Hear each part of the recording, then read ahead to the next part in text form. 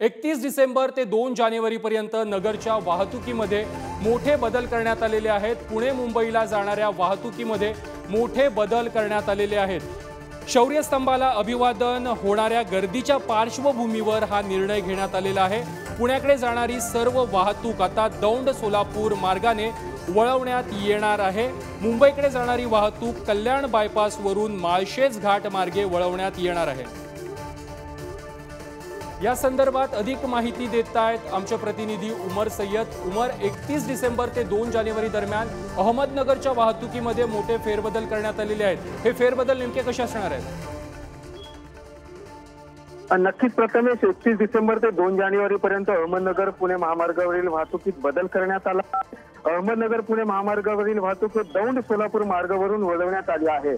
1 जानेवारी रोजी भीमा कोरेगाव येथे शौर्य स्तंभाला अभिवादन करण्यासाठी लाखोंच्या संख्येने जनसमुदाय उपस्थित असतो आणि त्यामुळे या महामार्गावर अपघात होण्याची दाट शक्यता असून कायदा व सुव्यवस्थेचा प्रश्न देखील निर्माण होऊ शकतो। आणि त्या अनुषंगाने अहमदनगर जिल्ह्याचे पोलीस अधीक्षक राकेश ओला यांनी त्यांच्या अधिकारात असलेल्या अधिकाराचा वापर करत ही वाहतूक वळवण्यात आली आहे।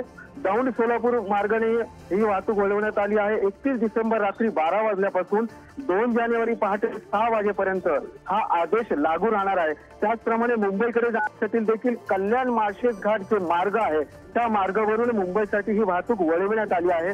विशेष म्हणजे अहमदनगर पुणे महामार्गावर दररोज 6 ते 7 हजार जी वाहतूक आहे ते वाहतुकीची वर्दळ असते आणि कुठेतरी जयस्तंभाच्या दिवशी अभिवादन करण्यासाठी लाखोंच्या संख्येने जनसमुदाय उपस्थित असतो। त्यावेळी अपघात होण्याची दाट शक्यता असते आणि त्यामुळे कायदा व सुव्यवस्थेचा प्रश्न देखील उद्भवण्याची दाट शक्यता असते आणि त्यामुळे अहमदनगर जिल्ह्याचे पोलीस अधीक्षक राकेश ओला यांनी त्यांच्या अधिकारात असलेल्या अधिकाराचा वापर करत ही वाहतूक वळवण्यात आली आहे। प्रथमेश, नक्कीच उमर, धन्यवाद तुम्ही दिलेल्या माहिती संदर्भात।